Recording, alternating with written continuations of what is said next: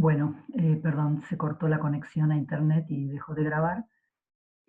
Así que bueno, sigo ahora. Espero que me deje seguir. Aprovecho para hacer una corrección. Acá, acá obviamente hay un error, ¿no? O sea, acá tengo que encontrar mu con ro y nu con sigma. Y bueno, acá terminé de escribir la amplitud de 3 estados no masivos de cuerda cerrada, y según cómo se elija el tensor de polarización, epsilon mu nu, si es simétrico, corresponde al gravitón; si es antisimétrico, corresponde al tensor antisimétrico;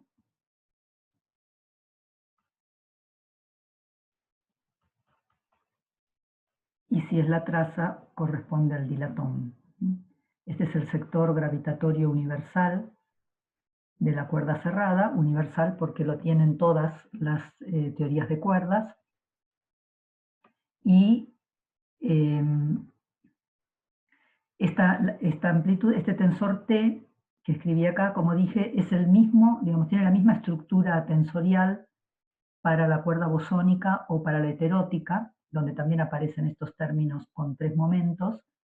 En cambio, en la cuerda tipo 2, en la supercuerda tipo 2, quizás llegamos a verlo, estos términos de P al cubo no están. Bueno, entonces, según cómo se elija la simetría del tensor de polarización, vamos a estar reproduciendo amplitudes de gravitones, tensores antisimétricos y o dilatones, y entonces una acción efectiva que reproduce estas amplitudes de scattering son, por un lado, una integral en d dimensiones arbitrarias de espacio-tiempo. Esta expresión no depende de la dimensión. Bueno, vamos a escribir los términos que sean invariantes de gauge y de diffeomorfismos, con algunos coeficientes, que después vamos a ver que quedan determinados a partir de las amplitudes de scattering. En principio tenemos un escalar de curvatura, tenemos otro coeficiente, lo voy a escribir explícito, pero en principio uno deja coeficientes arbitrarios y después los fija comparando con la amplitud de cuerdas.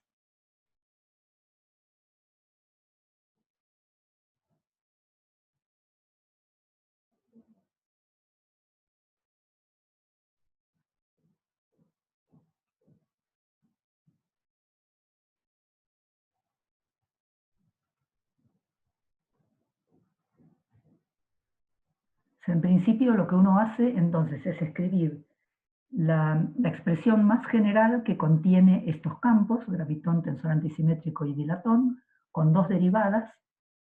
En principio deja los coeficientes arbitrarios, yo acá elegí un número particular, que va a ser el que queda determinado al comparar con las amplitudes de scattering de la cuerda, pero en principio fíjense que cada uno de estos términos individualmente es invariante de gauge, ¿no? O sea, el tensor, el escalar de curvatura es invariante de gauge, la invariancia por transformación general de coordenadas y la invariancia al cambiar epsilon mu nu por epsilon mu nu más p mu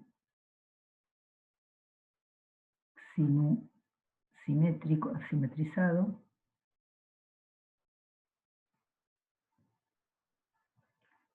Esta es la invariancia general por transformación de coordenadas en el espacio de momentos, y en el caso antisimétrico, bueno, o sea, esta invariancia por transformación general de coordenadas está contenida en el escalar de curvatura. Este es el único término invariante de gauge que podemos escribir en dimensión arbitraria. Luego el tensor antisimétrico,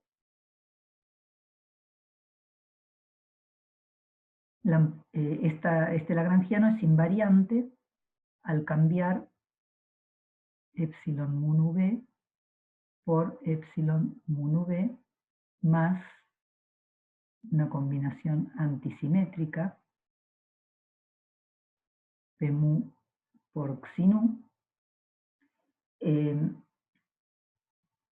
Este lagrangiano es invariante ante esta transformación porque el campo B aparece solamente en este h mu nu rho, que es la derivada mu de B nu rho,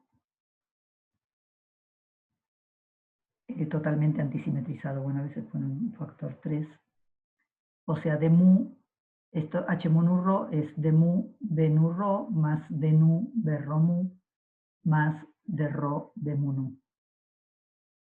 Es la única manera en la que puede aparecer el tensor antisimétrico en el lagrangiano, porque justamente esta forma lo podemos escribir como una forma derivada exterior de B, es invariante por la simetría abeliana, o sea, este campo B es invariante si uno cambia B más de seda. Es una simetría de gauge abeliana del tensor antisimétrico. Y bueno, vamos a ver, además que acá hay un acoplamiento entre el dilatón y el campo B, que vamos a ver que es necesario, y vamos a explicar cuál es la forma del acoplamiento y cómo salen estos factores. Bueno, repito que no especificamos la dimensión del espacio-tiempo. La amplitud tiene la misma forma para cualquier número de dimensiones no compactas. La dependencia en la dimensión solamente aparece en el rango de los índices, en el rango de valores que toman los índices de los tensores de polarización, estos mu nu. Y ahora lo que tenemos que verificar es si esta acción reproduce las amplitudes de cuerdas. Solamente si esto es así, o sea, solamente si esta expresión reproduce las amplitudes que calculamos en la teoría de cuerdas, podemos decir que el modo simétrico de spin 2 no masivo que aparece en la teoría de cuerdas, podemos identificarlo con el gravitón. O sea, solamente si interactúa según el lagrangiano de Einstein-Hilbert, podemos decir que el tensor simétrico de rango 2 no masivo que aparece en el espectro de la teoría de cuerdas es un gravitón. Entonces, para ver si esto es así, vamos a expandir la métrica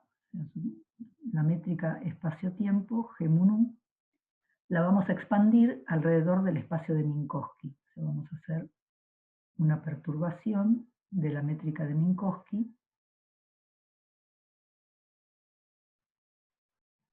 Kappa sub d es la constante de Planck por h mu nu. Y ya habíamos explicado en la clase introductoria por qué teníamos que introducir esta constante, kappa en la expansión, para que el término cinético nos quede de la forma que tiene el término de Einstein. Y entonces este h mu nu es el gravitón, es el campo de gravitón, que lo vamos a estar identificado con el tensor de polarización del gravitón, ¿no? O sea, el epsilon mu nu h.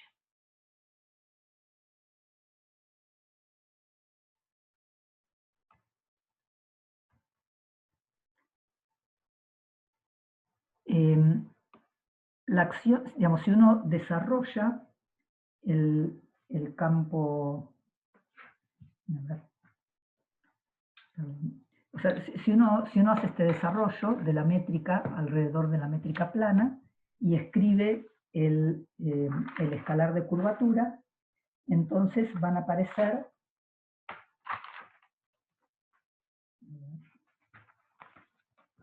No encuentro el... Ah, acá está. Ok. Entonces vamos a hacer...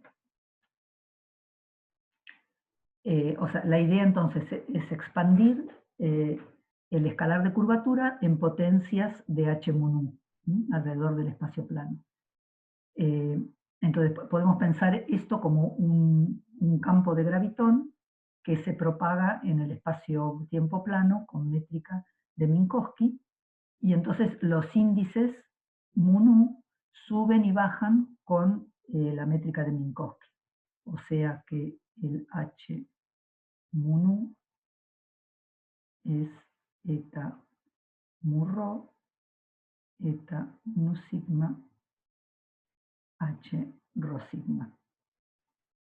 Y bueno, y a orden leading, al orden más bajo, la inversa de h mu nu es eta mu nu menos 2 kappa d por h mu nu. Si calculamos los símbolos de Christoffel en esta aproximación, esto va a ser un medio de eta sigma lambda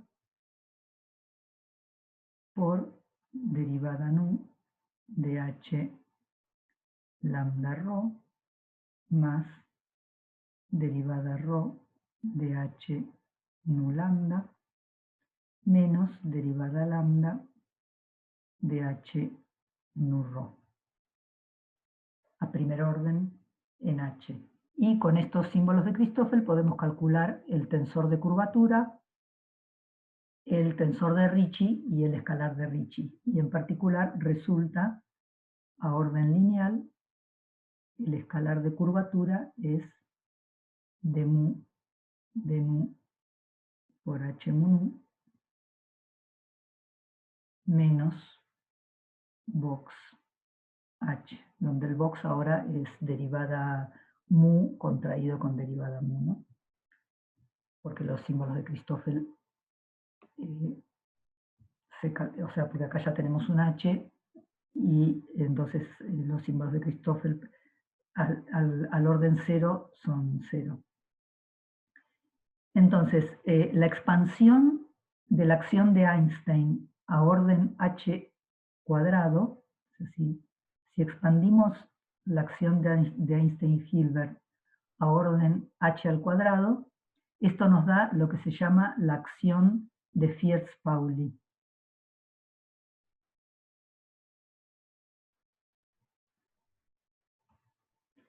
Y tiene esta forma.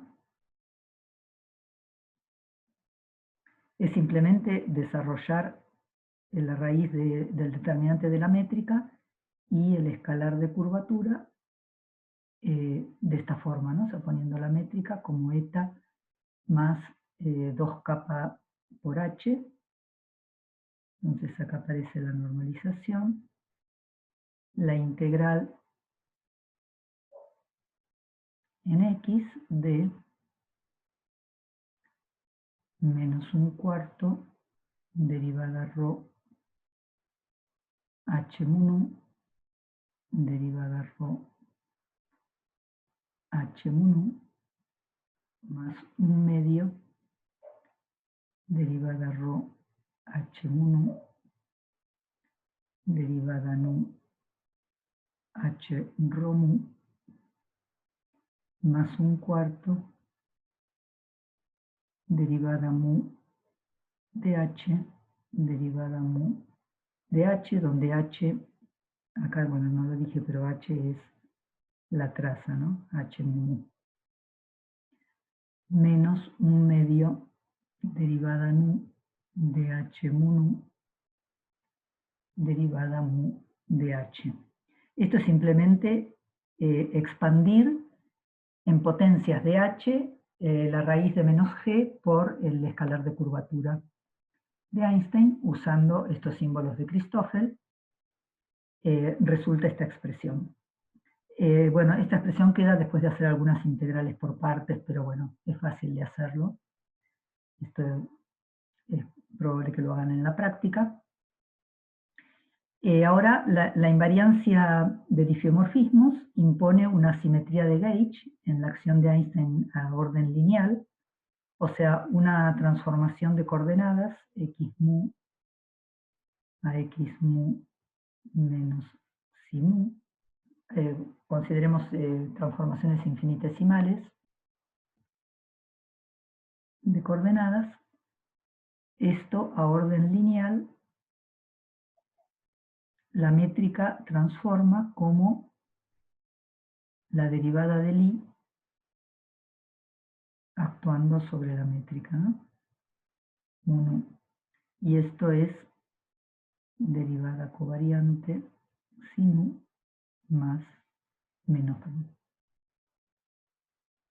más derivada nu sin u. Entonces esto se puede ver como una transformación del campo H mu nu, y cuando xi y h son chicos, entonces la derivada covariante se transforma en derivada ordinaria, y esto para h, o sea, es una transformación que manda h a h mu nu más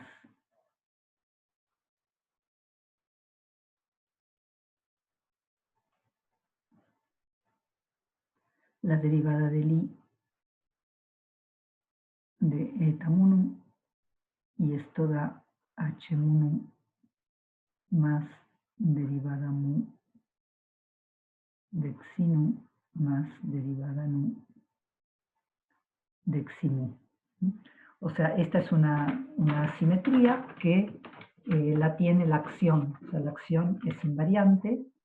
Esto es parecido, fíjense que esto es muy parecido a la transformación de gauge de la teoría de Maxwell, donde el potencial en la acción de Maxwell, el potencial A mu se transforma en A mu más derivada mu de una constante, base de un factor alfa.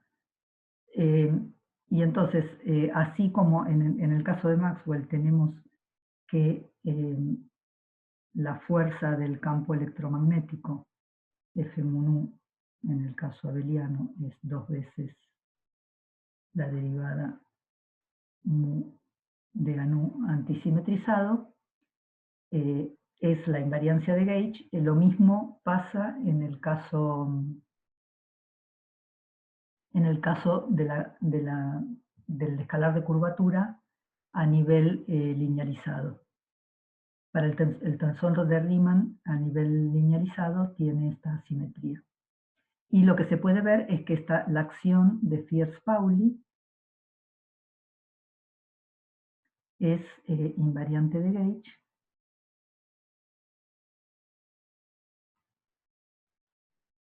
frente a la transformación H mu nu, que va a H mu nu más derivada mu psi nu simetrizada. En el electromagnetismo es útil elegir un gauge, y el gauge más común que uno elige es el gauge de Lorentz, derivada mu de A mu igual a 0. Y en el caso de la acción de Fierz-Pauli hay algo equivalente. Esto en el electromagnetismo, las ecuaciones de Maxwell en este gauge quedan de esta forma, igual a la corriente, derivada mu F mu nu igual a la fuente, perdón, y estas se reducen a la ecuación de onda,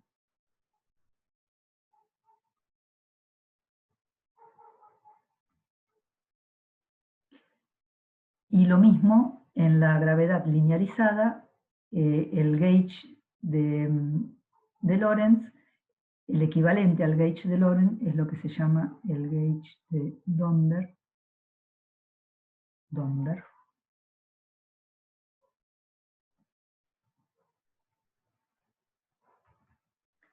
que es derivada mu de h mu nu menos 1/2 derivada nu de h igual a 0. Bien, entonces, si ahora uno incluye en la acción que habíamos calculado, bueno, que dije que era esta, pero es fácil hacer la cuenta, ¿no? O sea, hay que calcular la raíz de menos g por el escalar de Ricci, haciendo la perturbación, que g mu nu es eta mu nu más h mu nu. Hacer el desarrollo usando esos símbolos de Christoffel y resulta esta acción cuadrática para h. Y si uno inserta el gauge de Donder en la acción,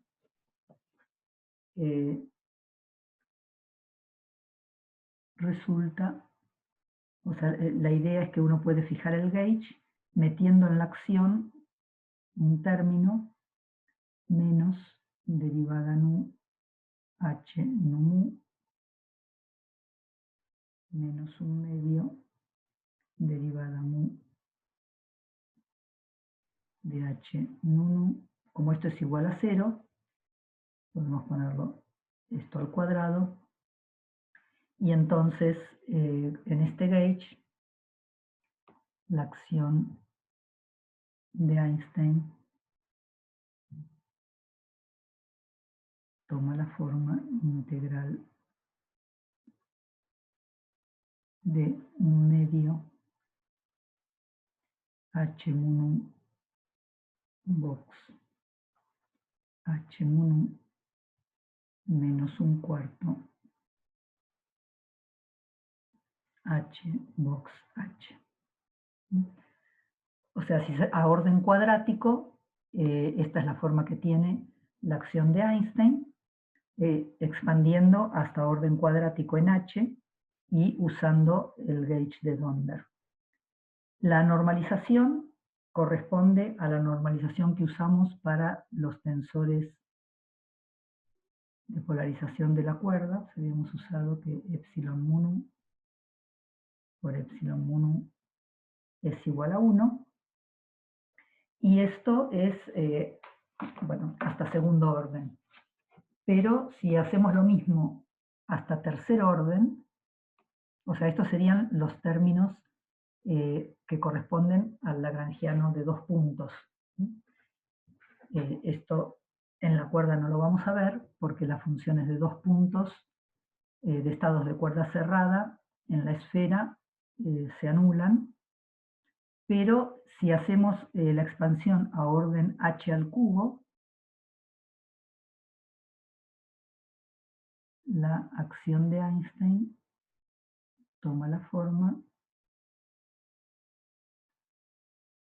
hasta 3 puntos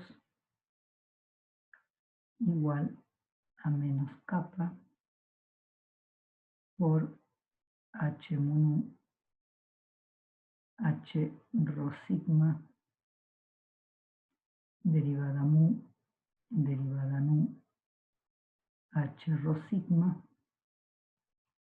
más 2 derivada sigma de h mu nu derivada mu de h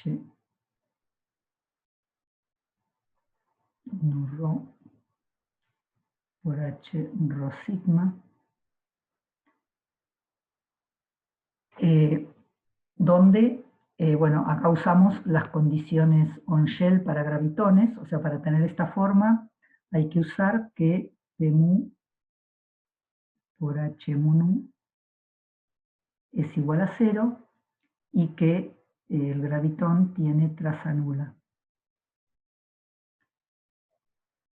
Entonces, si miramos la acción que escribí antes, ahora no la vuelvo a escribir, pero bueno, mirando la acción de 3, la amplitud de scattering de 3 estados no masivos de la cuerda cerrada, y la evaluamos en este caso particular, identificando, o sea, ahora identificamos epsilon mu nu con h mu nu, y tomamos que la traza es igual a 0, Entonces la amplitud de 3 gravitones en la cuerda bosónica cerrada es 4pi por G sub C al cubo por P2H1 P2. O sea, voy a usar esta notación que habíamos dicho antes cuando escribimos entre paréntesis P2H1 P2. Esto significa P2 mu H1 mu nu P2 nu. Es decir, que los índices están contraídos dentro de los paréntesis H2 H3 más 2 P2 H1 H2 H3 P1 más permutaciones cíclicas de 1, 2 y 3, ¿no?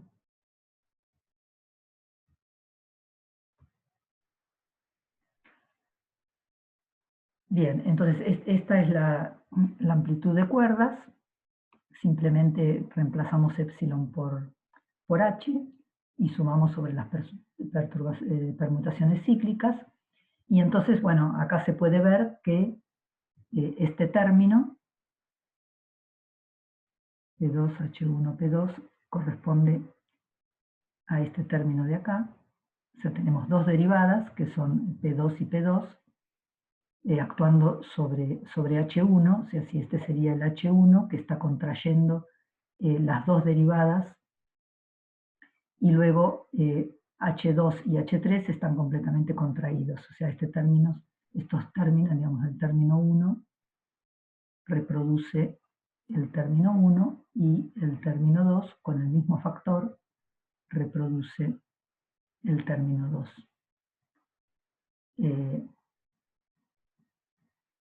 Entonces, la misma amplitud se obtiene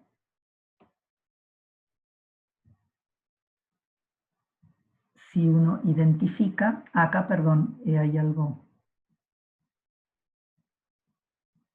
sí, no está bien.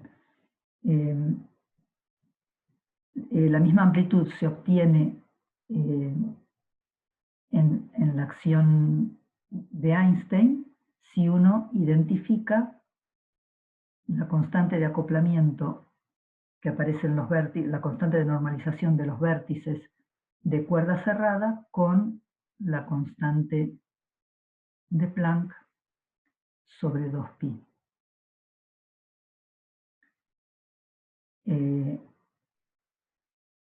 Bueno, tenemos que notar que en esta expresión todas las permutaciones cíclicas de 1, 2 y 3 son iguales, dan el mismo factor, y entonces, bueno, ajustando factores resulta esta relación, la constante de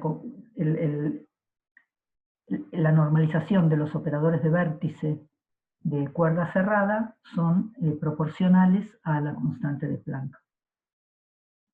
Y esta expresión es la misma para todas las teorías de cuerdas, porque todos los términos con momento al cuadrado de las amplitudes de scattering son iguales en todas las teorías de cuerdas. O sea que que el hecho de que aparezca el término de Einstein, o la acción de Einstein, es algo común a todas las teorías de cuerdas. Al orden más bajo de perturbación, todas las teorías de cuerdas contienen la acción de Einstein.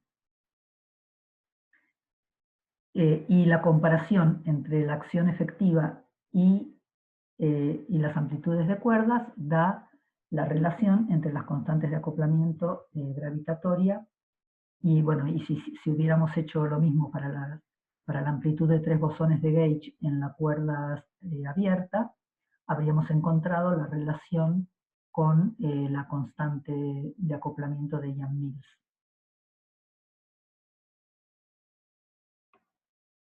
Bueno, esto entonces para el término del gravitón.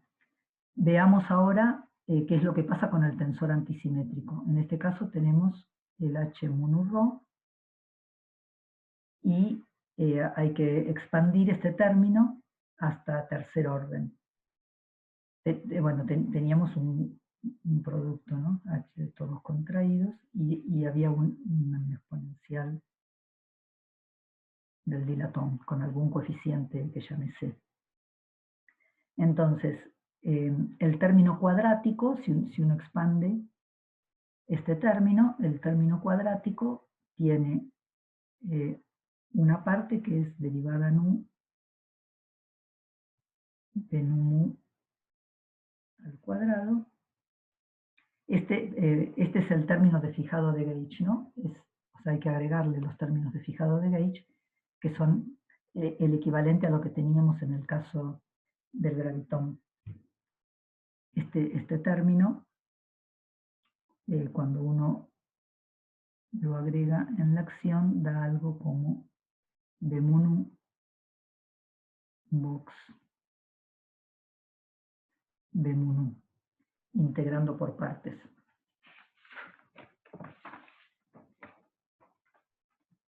Entonces, este es en el caso de los términos cuadráticos para el tensor antisimétrico, y ahora tenemos que agregarle el término cúbico, que era -1/6, habíamos escrito este número, pero en principio lo que se hace es dejar, o sea, escribimos en particular el valor que da porque sabemos lo que da, pero en general lo que uno hace para obtener la acción de bajas energías es dejar un coeficiente arbitrario y fijarlo por comparación con las amplitudes de cuerda.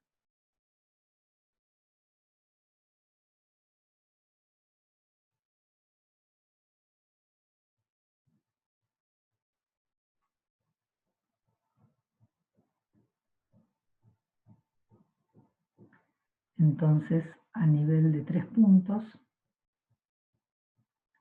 si uno desarrollando la exponencial, resulta C por D por derivada mu de B nu rho, derivada mu de B nu rho, más 2 veces derivada mu de B nu rho, hay que recordar que es totalmente antisimétrico, derivada mu de B rho mu. Y después tenemos el acoplamiento con el gravitón,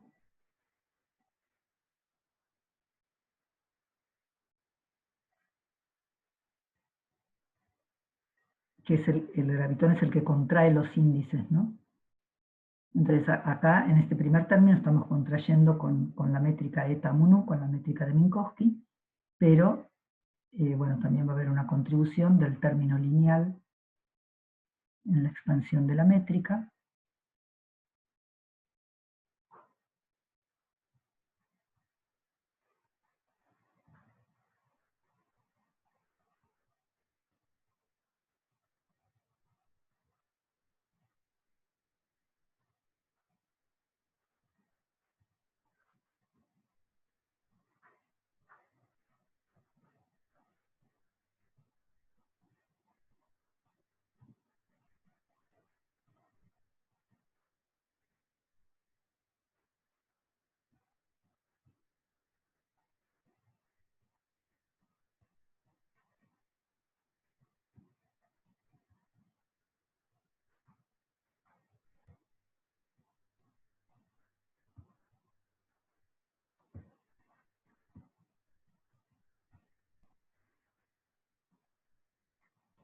Entonces,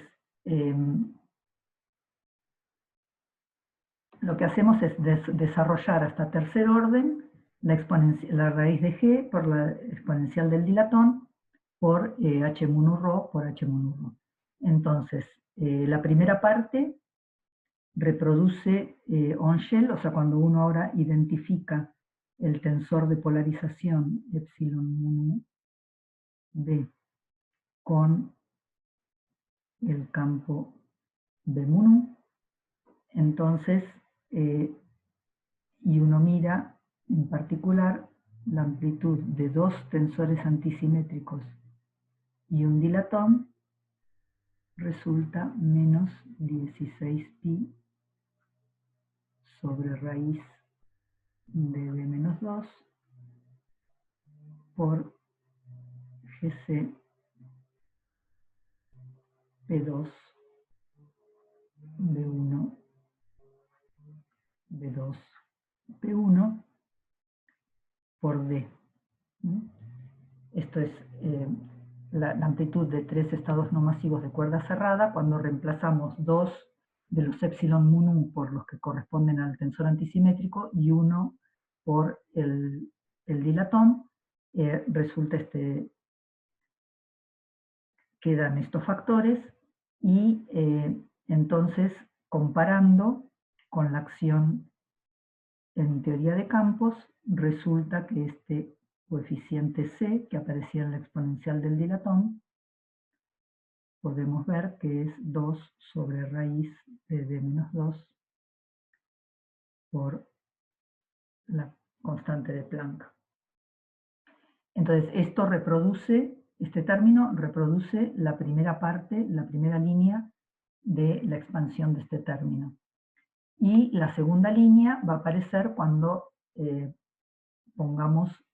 cuando comparemos con la amplitud de dos tensores antisimétricos y un gravitón.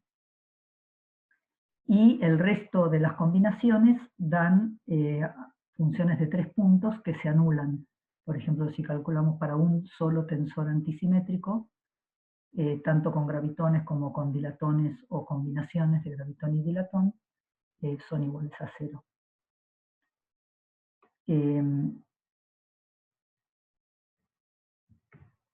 Bien, o sea, el hecho de que la amplitud, digamos, si uno mira esta expansión de 3 puntos, puede ver que a ese orden, o sea, un solo tensor antisimétrico y dos gravitones se anula, y también se anula con un gravitón y un dilatón o con dos dilatones. O sea, todas las amplitudes que tienen un solo tensor antisimétrico son iguales a 0 en la teoría de campos, y lo mismo si uno calcula en la cuerda.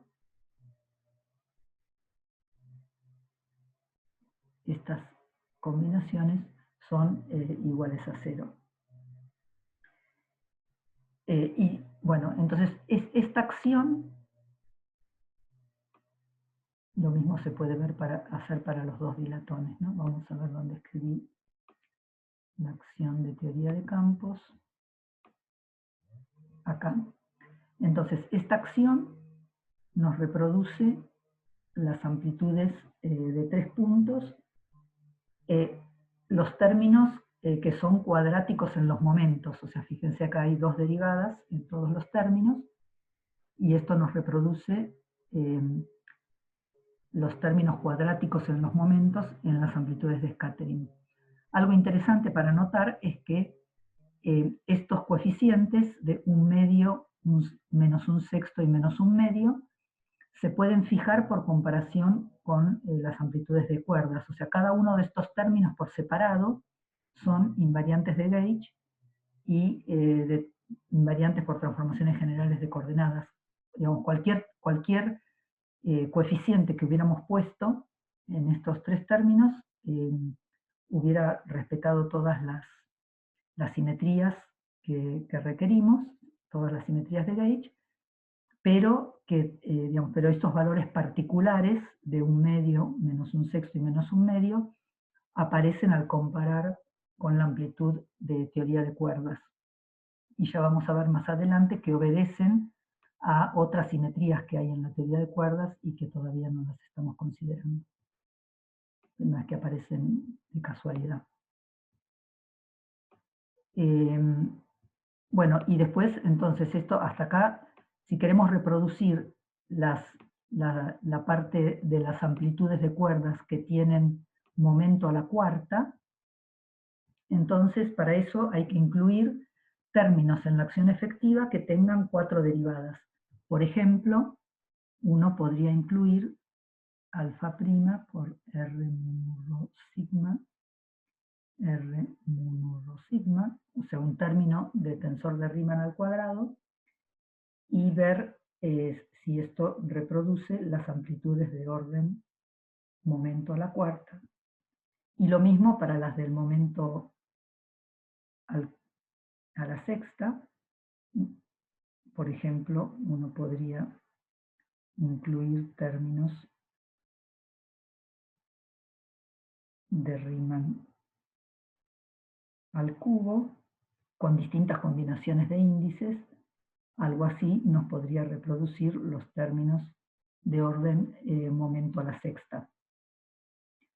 Y bueno, y nuevamente, para determinar los coeficientes y cuáles son las contracciones de índices que aparecen, tenemos que mirar, o sea, en principio uno lo que haría es escribirse todas las combinaciones posibles en la acción efectiva, hacer el desarrollo hasta potencias de h al cubo de esos términos y comparar con la expresión que viene de la teoría de cuerdas. Y de esa manera se fija la acción efectiva de bajas energías. Algo importante para notar es que a nivel cuadrático el dilatón y el gravitón están desacoplados. Esta propiedad, o sea, el hecho de que el gravitón y el dilatón estén desacoplados es algo que no vale si uno redefine los campos. Una aclaración importante que hay que hacer acá es que la matriz S es independiente de redefiniciones de campos.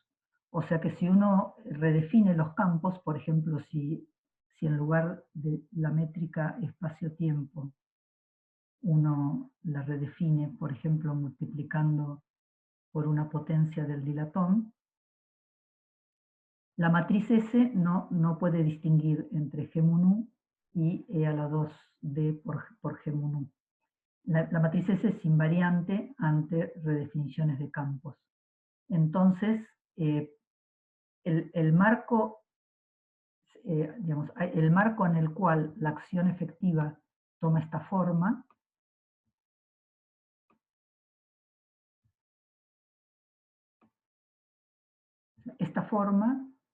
particular de la acción es una acción en la cual el término de Einstein aparece como en la acción de Einstein, ¿no? Entonces, esta forma de la acción se dice que la acción está en el marco de Einstein. Pero podríamos, la identificación que hicimos de la métrica con el H mun U, podríamos haberlo identificado, por ejemplo, podríamos haber hecho esta identificación e identificar el epsilon mun U con esta combinación. Entonces eso nos iba a cambiar el factor, o sea, hay una transformación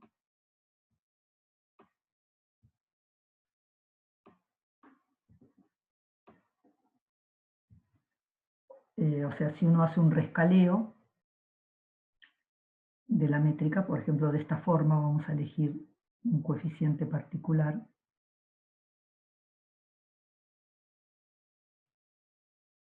Supongamos que hacemos G mun U, lo mandamos, bueno, no igual, sino que lo mandamos a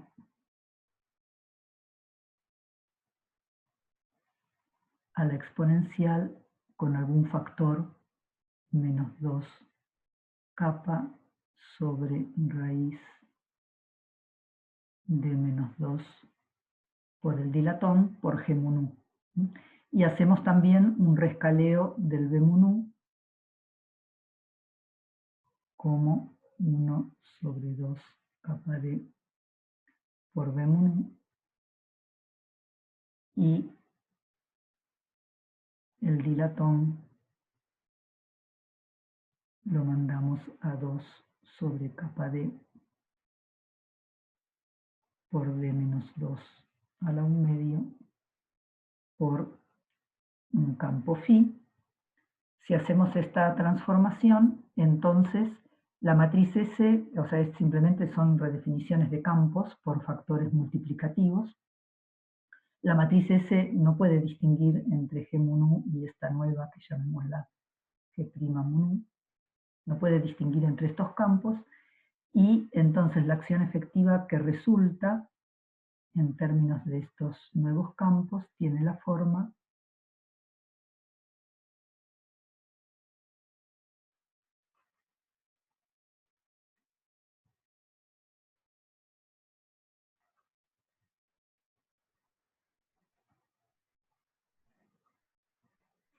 E a la menos 2 phi por R menos 1 sobre 12 H mu nu rho H mu nu rho más 4 derivada mu phi derivada mu phi.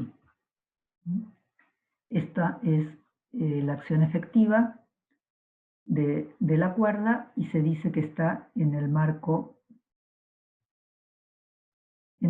de la cuerda, el string frame.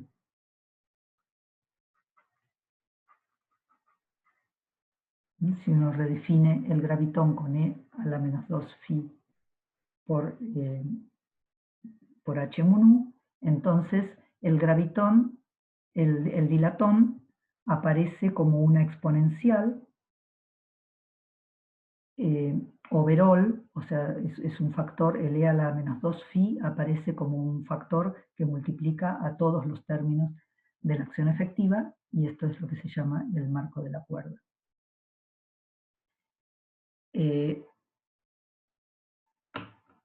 Bueno, vamos a hacer un descanso y luego vamos a seguir analizando un poco estas acciones de bajas energías.